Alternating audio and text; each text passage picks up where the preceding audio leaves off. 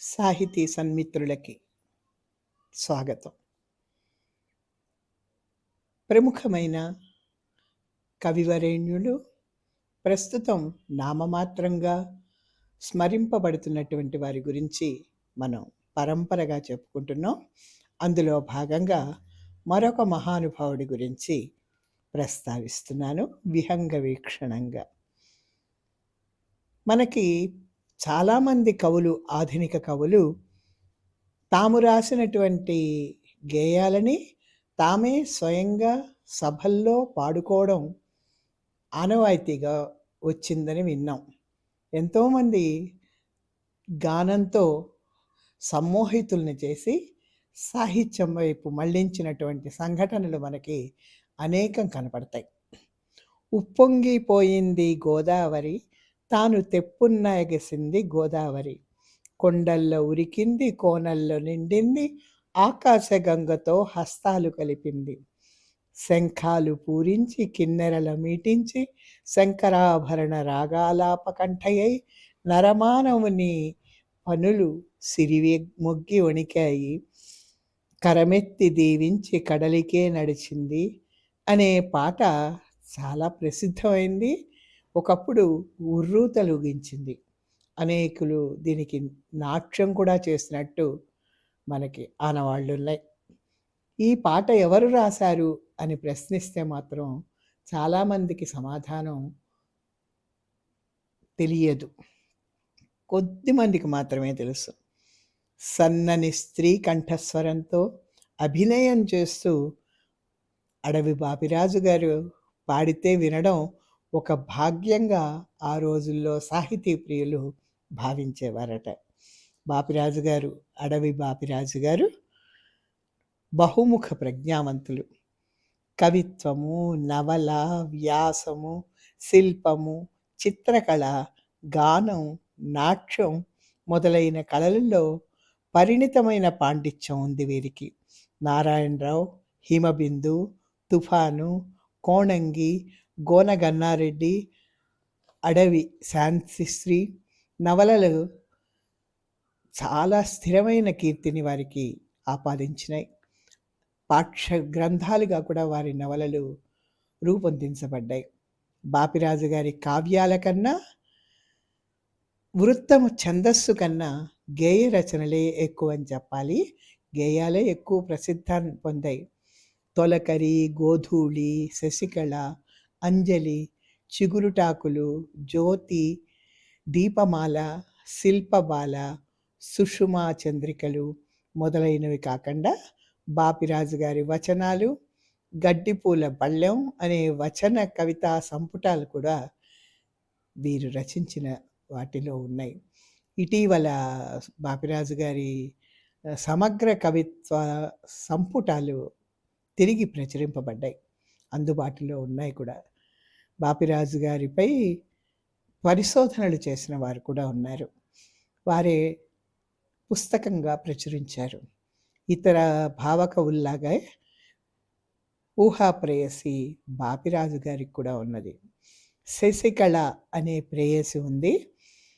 ఇది 1954లో ప్రచురింపబడిన భావుకత గల ప్రణయ కావ్యం.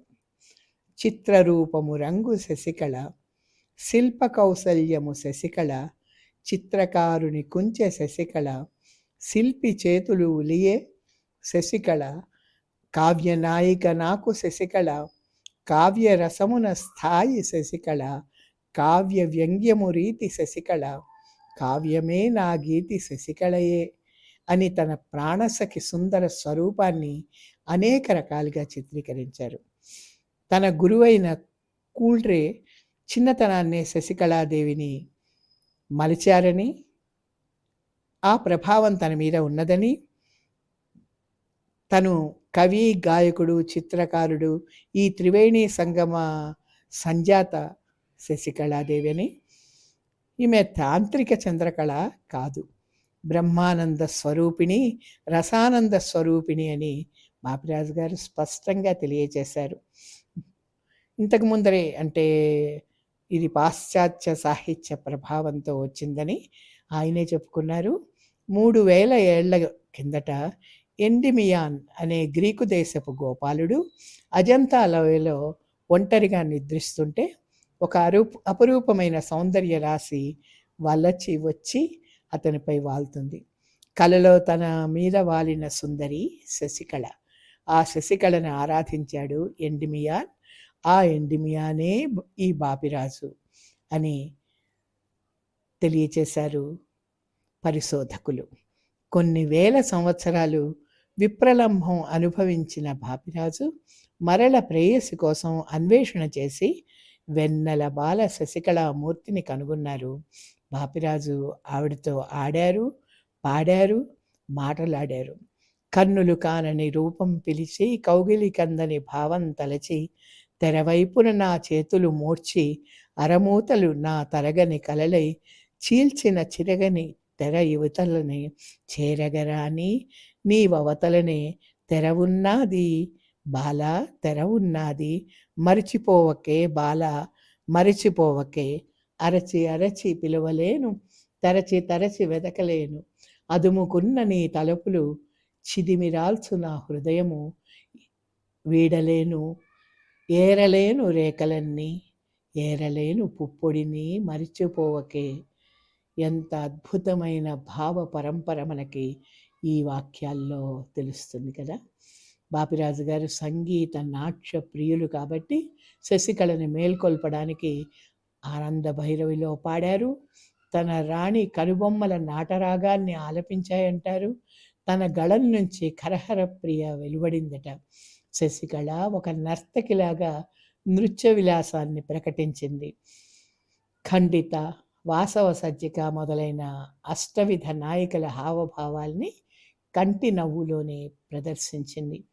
ప్రీతి, ప్రేమ, అసలైన సౌందర్య రూపాలని శశికళ ద్వారా వెల్లడించారు బాపిరాజు గారు. బాపిరాజు గారు భావుకత నిండిన ఒక సౌందర్యమూర్తి. వారు అందాన్ని ఆరాధించడమే కాదు, వారు అందగారే. పైగా కవుల్లో చిత్రకళా ప్రావీణ్యం కలిగినటువంటి వాళ్ళు అద్భుతమైన సృష్టి చేయగలరు, అద్భుతమైన కల్పన చేయగలరు. అది వారి ఖండికల్లోనే కనపడుతుంది. లేవరా భరతపుత్ర లేవరా, దేవి మాతృ శక్తిమూర్తి, భావిమూర్తి భరతమాత, లేవరా చేతులెత్తి మొక్కరా అంటూ దేశభక్తి గీతాలు రాసినటువంటి జాతీయోద్యమ కార్యకర్త కూడా అడవి బాపిరాజు గారు. లేపాక్షి బసవయ్య లేచిరావయ్య, కైలాస శిఖరిలా కదలిరావయ్య, హుంకరించి దశలు ఊగిపోయేను, కరముతో దువ్వి తేకుల గిరులెవని కేసు, ఆకాశ గంగకై అర్రెత్తి చూసేను, పొంగేటి పాల్కడలి గంగడోలాడాను. ఇట్లాంటి గేయాల్ని చాలా శ్రవణానందకరంగా, లయబద్ధంగా, అవ్యక్త మధుర భావనలతో రచించి తనకంటూ సాహితీ లోకంలో ఒక ప్రత్యేకతని ఆపాదించుకొని ఒక స్థానాన్ని సంపాదించుకున్నారు. వారు చిత్రీకరించినటువంటి అనేక చిత్రాలు అపురూపంగా అనేక భాండాగారాల్లో కూడా భద్రపరపబడ్డాయి. నాకు తెలిసి మా నాన్నగారు పిల్లలమర్రి హనుమంతరావు గారి పుస్తకాలకి అడవి బాపిరాజు గారు ఒక సరస్వతీదేవి చిత్రాన్ని వేశారు. ఒక భావుకతతో. సంగీత సాహిత్యాలు సరస్వతీదేవి స్తనద్వయం అని చెప్పబడుతుంది కదా. అట్లా ఆ బ్లాక్ని నేను చూశాను. పుస్తకాల మీద అపురూపంగా చిత్రీకరింపబడినటువంటివి, వాటి ప్రతులు కూడా చూశాను, నాకు గుర్తుంది. చాలా ఒక అత్యాధునికమైన ఆలోచనతో సరస్వతీదేవిని ఆరాధిస్తూ అపురూపంగా చిత్రీకరించినటువంటి బాపిరాజు గారి లేఖిని చాలా గొప్పది.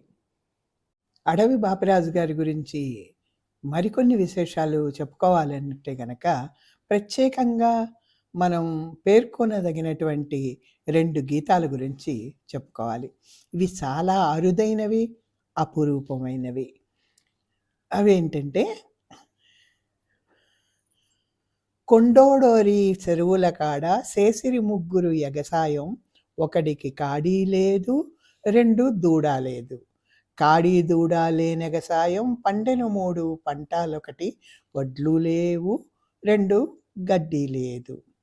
తర్వాత ఇట్లా సాగి చివరికి అంగుడు మింగుడు లేని సుట్టాలు తెచ్చిరి 3 సెల్లాలు ఒకటి సుట్టూ లేదు 2 మద్దె లేదు.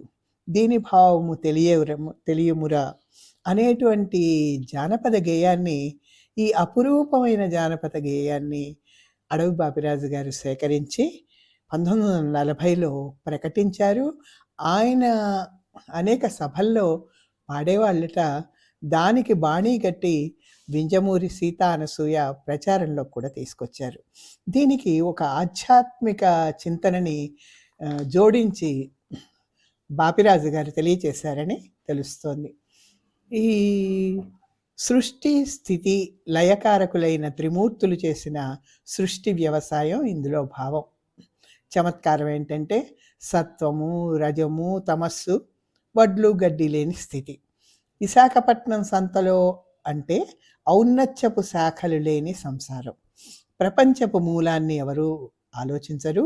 షరాబులంటే కంసాలు, అగ్ని, వాయువు, సూర్యుడు, కాళ్ళు చేతులు లేనివారు. వాళ్ళు తెచ్చినవి మౌనము, ఆశ లేకుండా ఉండడం, స్వధర్మాచరణం. లోకంలో చెట్లు అసలు చోటే ఉండదు. విజయనగరం అంటారు, మధ్యలో అది గెలుపు. యోగాభ్యాసం, సహస్రార చక్ర భేదనం. యోగులెవరు ఇప్పుడు మనకు కనిపించటం లేదు. కుమ్మరులు, త్రికాలాలు. తల మొల లేదు, ఆకారం లేదు. అంగుళ్ళు మింగుళ్ళు అన్నారు చివర్లో. అది 3 గింజలు, త్రిదోషాలు. జీవులతో ఆడుకోవడానికి కాలం, శ్లేష్మం, పిత్తం, వాతం ఇవి ప్రతి జీవికి ఉంటాయని. ఈ జానపద గేయాన్ని ఆషామాషిగా భావించకుండా దానిలో తాత్విక చింతనను తెలుసుకోవాలని అప్పట్లో ప్రచారం చేసేవారట బాపిరాజు గారు. దాన్ని గ్రహించి కొంతమంది ప్రచారం కూడా చేశారు. వింజమూరి అనసూయ, సీత దీన్ని పాట రూపంలో ప్రచారం చేసి చివరిలో దీని భావమేమి అని ప్రశ్నార్థకంగా వదిలేస్తే ఆ ప్రశ్నకి సమాధానం ఏమిటి అనేది ఆలోచిస్తే ఈ ఆధ్యాత్మిక చింతన కనబడుతుందన్నమాట. ఇదొక ప్రత్యేకత. అట్లాగే వారు రాసిన ఒక ప్రసిద్ధ గేయం ఘంటసాల మాస్టర్ గారి గళంలో లలిత సంగీతంగా భాషించింది. ఎంత ప్రాచుర్యం వచ్చిందో ఆ పాటకి. పాడకే నారాణి పాడకే పాట, పాట మాధుర్యాల ప్రాణాలు మరిగెనే. ఎంత అద్భుతమైన భావమో. భావకవితకి మూల పట్టు ఇదే.